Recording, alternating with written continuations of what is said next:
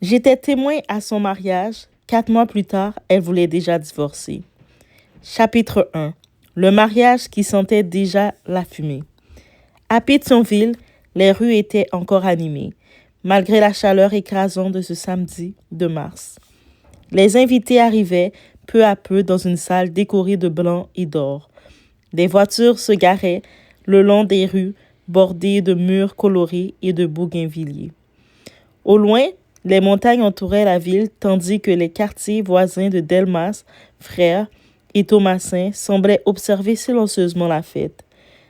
J'étais témoin ce jour-là et comme beaucoup de gens présents, je souriais pour les photos. Je regardais la mariée, Mélissa, 30 ans, une femme travailleuse, toujours debout à 5 heures du matin, toujours prête à faire des heures supplémentaires pour payer les factures, toujours en train de porter les autres sur ses épaules. À côté d'elle se tenait son futur mari, Samuel, grand, charismatique, toujours prêt à raconter de grands projets, des projets qui, étrangement, ne se réalisaient jamais. Je me souviens encore d'une conversation quelques semaines avant le mariage. Samuel, alors le travail, demandai-je. Je suis, je suis sur plusieurs opportunités en ce moment. Ah oui? Oui, je réfléchis à plusieurs projets. Toujours la même réponse. Des projets, des réflexions, des opportunités. Jamais un emploi, jamais un salaire, jamais quelque chose de concret. Pourtant, le mariage avançait. Les familles poussaient. Les tantes félicitaient. Les voisins applaudissaient. Comme si le simple fait de se marier allait résoudre tous les problèmes. Le jour de la cérémonie, la mère de Mélissa lui prit la main. Ma fille, aujourd'hui, tu deviens une femme accomplie. Mélissa sourit. Mais je remarquai quelque chose, un sourire fragile, comme si une petite voix dans sa tête lui posait déjà des questions qu'elle essayait d'étouffer. Quelques heures plus tard, les alliances furent échangées. Les applaudissements éclatèrent. La fête commença. Et tout le monde célébrait l'amour. Personne ne parlait des factures. Personne ne parlait du chômage. Personne ne parlait des responsabilités. Personne ne parlait de la réalité. Pourtant, la réalité, elle attendait déjà à la porte et elle n'allait pas tarder à entrer. 4 mois plus tard, Mélissa m'appelait en larmes.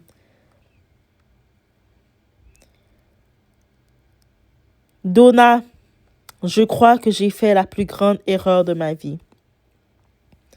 Je restais silencieuse. Qu'est-ce qui se passe? Sa voix tremblait. Il ne travaille toujours pas. Comment ça?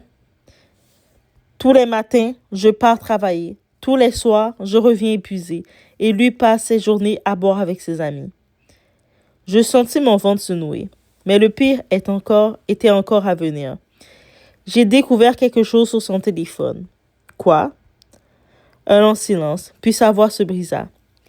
Il parle avec des hommes sur des sites de rencontres. Je restais figée. Comment ça? Il leur envoie des photos.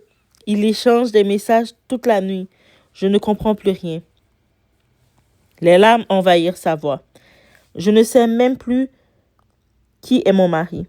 À cet instant, je compris que cette histoire ne parlait pas seulement d'un mariage. Elle parlait d'illusions, de pression familiale, de signaux ignorés et du bruit que certaines personnes paient lorsqu'elles confondent l'espoir avec la réalité. La suite allait être encore plus douloureuse. Préparez-vous pour en entendre plus. Chapitre 2. Le mari parfait devant les autres. 4 mois. Seulement 4 mois après ce mariage où tout le monde pleurait de joie. 4 mois après les promesses, 4 mois après les photos parfaites, 4 mois après les vidéos romantiques publiées sur les réseaux sociaux. Et pourtant, assise devant moi, dans un petit café, Mélissa avait les yeux rouges. Elle tournait nerveusement sa tasse entre ses mains. Je ne suis plus heureuse. Je la regardais sans comprendre. Comment ça, vous venez à peine de vous marier? Un rire amer sortit de sa bouche. Justement, elle baissa la tête. Je crois que je ne connaissais pas vraiment l'homme que j'ai épousé. Un silence lourd s'installa. Je repensais au mariage. David semblait tellement amoureux. Samuel semblait tellement amoureux. Toujours souriant, toujours attentionné. Le mari idéal. Du moins, c'est ce que tout le monde croyait. Quelques semaines après leur lune de miel, les choses avaient commencé à changer. Au début, c'était subtil, presque invisible. Samuel critiquait sa façon de s'habiller. Tu vas sortir comme ça, pourquoi? Je trouve ça un peu trop moulant. Mélissa riait. Tu plaisantes? Non. Depuis quand ça te dérange? Depuis qu'on est mariés. Cette phrase l'avait mis mal à l'aise, mais elle s'était dit que ce n'était rien. Puis les remarques sont devenues quotidiennes. Tu comptes voir ta sœur encore aujourd'hui? Oui. Tu étais déjà avec elle hier. C'est ma sœur, Samuel. Je sais, mais maintenant ta priorité, c'est ton foyer. Chaque fois qu'elle voulait sortir, chaque fois qu'elle recevait un appel, chaque fois qu'elle voulait voir une amie, Samuel trouvait quelque chose à redire. Une nuit, elle rentra d'un anniversaire. Samuel était assis dans le salon, dans le noir. Il regardait l'heure sur son téléphone. Tu rentres enfin? Samuel, il est seulement 22 heures. Seulement? Oui. Tu trouves ça normal pour une femme mariée? Mélissa resta figée. Une femme mariée? Oui. Tu parles comme si j'étais une enfant. Son regard changea immédiatement. Froid, dur. Fais attention à la façon dont tu me parles. Pour la première fois, elle eut peur. Les semaines suivantes furent encore plus difficiles. Samuel contrôlait tout. Les dépenses, les sorties, les appels, même les vêtements. Mais devant les autres, c'était un ange. Lors des réunions de famille, il lui tenait la main. Il l'appelait « mon amour ». Il lui servait à manger. Tout le monde était impressionné. Mélissa, tu as vraiment trouvé un homme exceptionnel. Elle souriait, parce qu'elle ne savait plus quoi répondre. Un dimanche, elle craqua. Sa mère l'avait appelée. « Ma fille, tu n'as plus la même voix. Tout va bien, maman? » Non. Une mère sait. Le silence de Mélissa répondit à sa place. « Est-ce qu'il te traite bien? » Les larmes commencèrent à couler. « Je ne sais plus, maman. Je ne sais plus. » Le soir même, Samuel remarqua qu'elle avait pleuré. « Tu as parlé de quoi avec ta mère? »« De rien. »« Ne mens pas. »« Samuel, tu lui as raconté nos problèmes? »« Quels problèmes? »« Tu vois, tu fais toujours la victime. » Mélissa le regarda choquée. Victime? Elle essayait seulement de comprendre ce qui arrivait à son mariage. Quelques jours plus tard, elle prit son courage à deux mains. Assise en face de lui, à la table de la cuisine, elle parla calmement. « Samuel, je ne suis pas heureuse. » Il éclata de rire. « Tu exagères. »« Non. Toutes les femmes mariées traversent des difficultés. »« Ce n'est pas ça. Alors quoi? » Elle inspira profondément. « J'ai l'impression d'étouffer. » Le sourire de Samuel disparut. « Si tu étouffes, c'est parce que tu refuses d'être une épouse. » La phrase lui traversa le cœur comme un couteau. Cette nuit-là, Mélissa ne dormit pas. Pour la première fois depuis son mariage, elle envisagea quelque chose qu'elle n'aurait jamais imaginé 4 mois plus tôt. Partir. Partir avant de se perdre complètement. Partir avant que l'amour qu'elle avait ressenti ne se transforme en prison. Mais comment annoncer ça à sa famille? Comment annoncer ça à ses amis? Comment annoncer ça à tous ceux qui avaient célébré son mariage? Qu'après seulement 4 mois, elle pensait déjà au divorce. Mélissa découvre un secret sur Samuel, qui va tout remettre en question. Était-il vraiment l'homme qu'elle croyait avoir épousé? La morale de tout ça. Certaines personnes savent très bien jouer un rôle pendant les fréquentations et même pendant des fiançailles. Le mariage ne crée pas toujours les problèmes. Parfois, il révèle simplement ce qui était déjà caché. L'amour ne devrait jamais ressembler à un contrôle permanent ou à une perte de liberté. Petite question pour vous, mes très chers. Selon vous, Mélissa devrait-elle essayer de sauver son mariage malgré tout ou partir avant que la situation ne s'aggrave, devienne beaucoup pire qu'elle l'est actuellement? Chapitre 3. Le secret qui a tout détruit. Pendant plusieurs jours, Mélissa n'arrivait plus à dormir. Le mot divorce tournait dans sa tête comme une tempête. Elle se sentait coupable. Après tout, Cela ne faisait même pas 6 mois qu'elle était mariée. Sa famille allait la juger. Ses amis allaient lui dire de faire des efforts. Et les gens adorent parler, surtout lorsqu'un mariage qui semblait parfait commence à s'effondrer. Alors, elle décida de patienter. Peut-être que Samuel traversait une mauvaise période, peut-être que tout finirait par s'arranger. Du moins, c'est ce qu'elle essayait de se répéter. Un vendredi après-midi, Samuel était sous la douche. Son téléphone vibra plusieurs fois sur la table du salon. Mélissa n'avait jamais fouillé dans ses affaires, jamais. Elle trouvait cela irrespectueux. Mais ce jour-là, quelque chose attira son attention. Le même numéro appelait sans arrêt, puis un message apparut. Samuel, je ne peux plus attendre. Quand est-ce que tu vas lui dire la vérité? Le cœur de Mélissa s'arrêta. Elle fixa l'écran. Ses mains commencèrent à trembler. La vérité. Quelle vérité? Quelques secondes plus tard, un autre message arriva. Tu m'avais promis que cette situation ne durerait pas. Le sang de Mélissa se glaça. Lorsque Samuel sortit de la salle de bain, elle était assise sur le canapé, le téléphone posé devant elle, son visage instantanément pâle. Tu as fouillé dans mon téléphone. Qui est cette femme? Le silence. Un silence qui semblait durer une éternité. Puis Samuel soupira, comme quelqu'un qui venait d'être pris au piège. Ce n'est pas ce que tu crois. Alors explique-moi. Mélissa, explique-moi. Sa voix tremblait. Des larmes coulaient déjà sur ses joues. Samuel passa une main dans ses cheveux. Je voulais te dire. Quand? Je ne sais pas. Quand, Samuel? Il baissa les yeux et prononça une phrase qui détruirait tout. Avant toi, j'étais déjà fiancée à quelqu'un. Mélissa recula. Ça s'est terminé. Tu m'avais dit que tu étais célibataire depuis 3 ans. J'ai simplifié l'histoire. Simplifié? Elle n'en croyait pas ses oreilles. Tu veux dire menti? Samuel resta silencieux. Ce silence était déjà une réponse. Mais le pire restait à venir.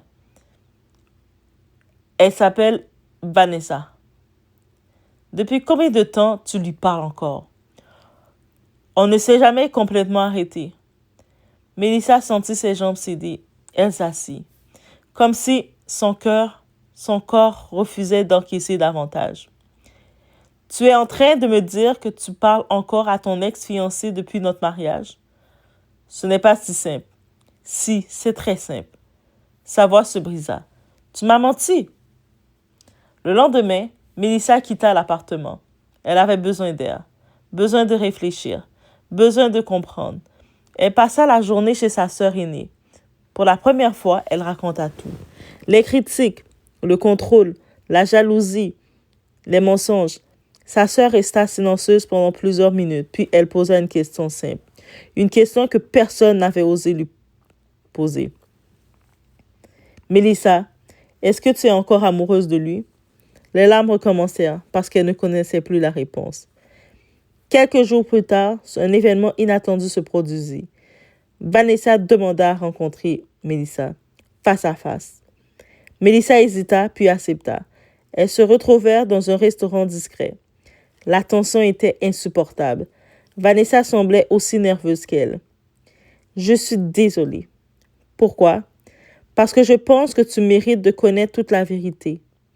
Mélissa sentit son estomac se nouer. Quelle vérité? Vanessa baissa les yeux puis répondit. Samuel ne m'a jamais quitté. Le monde sembla s'arrêter. Quoi? C'est moi qui suis partie. Pourquoi? Vanessa prit une grande respiration. Parce qu'il était exactement comme il est avec toi aujourd'hui. Mélissa resta figée. Vanessa poursuivit. Au début, il est charmant, très charmant. Puis il commence à contrôler, à surveiller, à isoler, à culpabiliser. Et un jour, tu ne reconnais plus la femme que tu étais.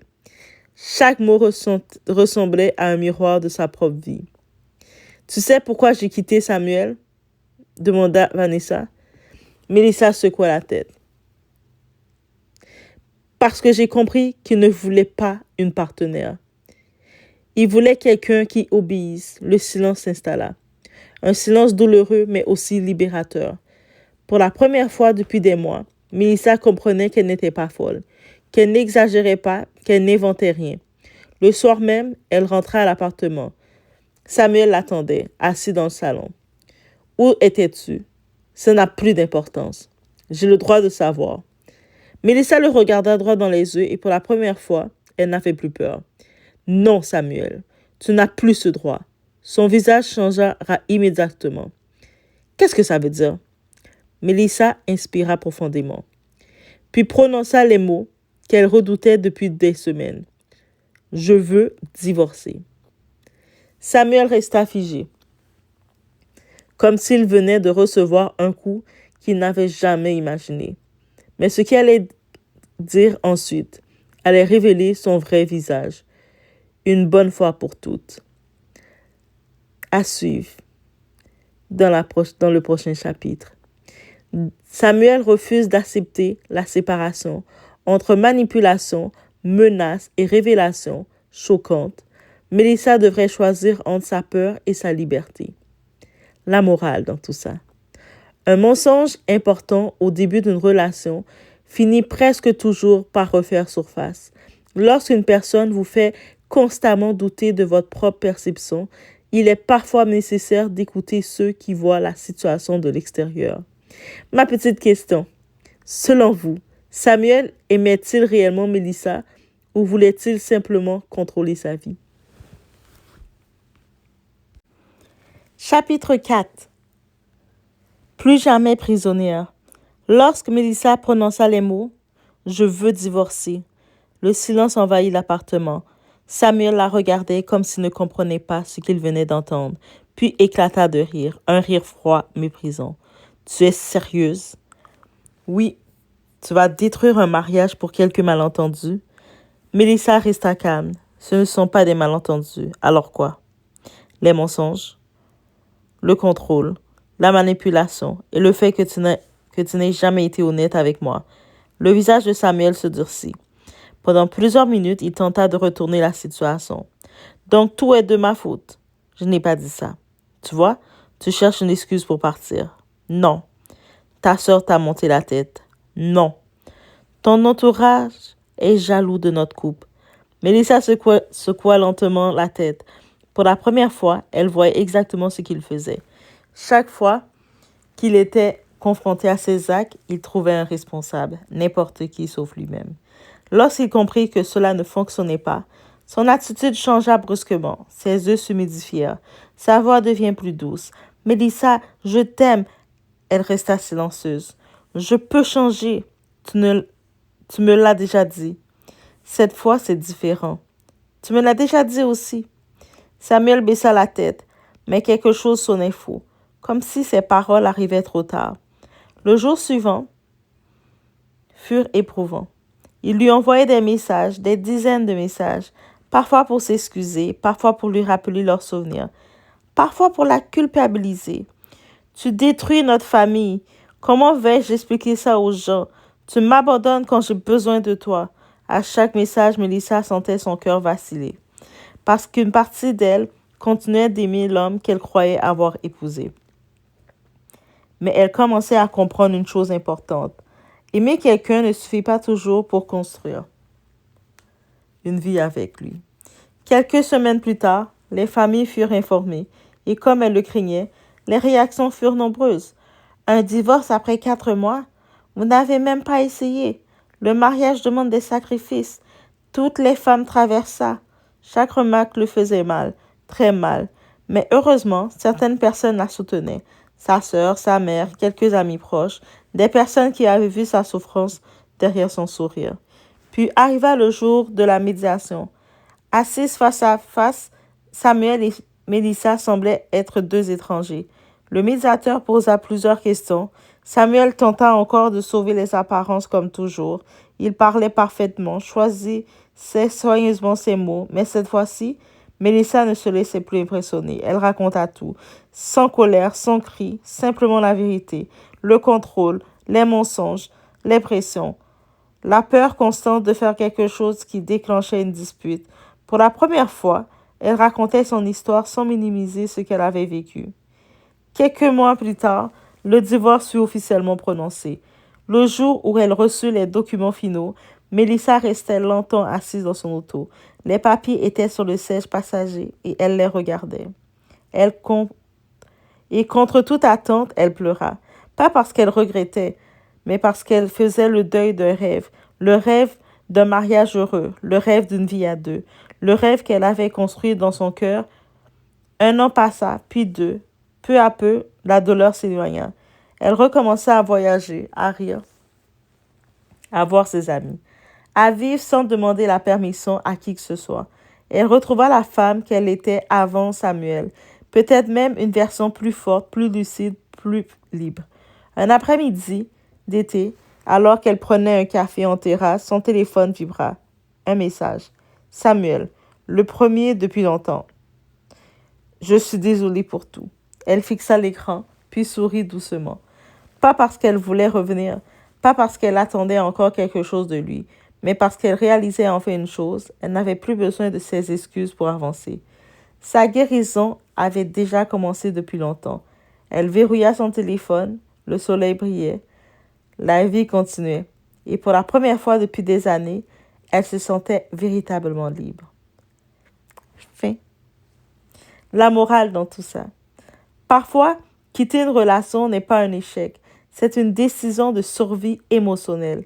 Certaines histoires d'amour ne se terminent pas parce qu'il n'y avait plus de sentiments, mais parce que le respect, la confiance et la paix n'étaient plus présents. Le courage n'est pas toujours de rester. Parfois, le courage est de partir. Ma petite question que j'ai pour vous, vous allez pouvoir y répondre dans les commentaires. Selon vous, faut-il toujours se battre pour sauver un mariage ou existe-t-il des situations où partir est la meilleure décision?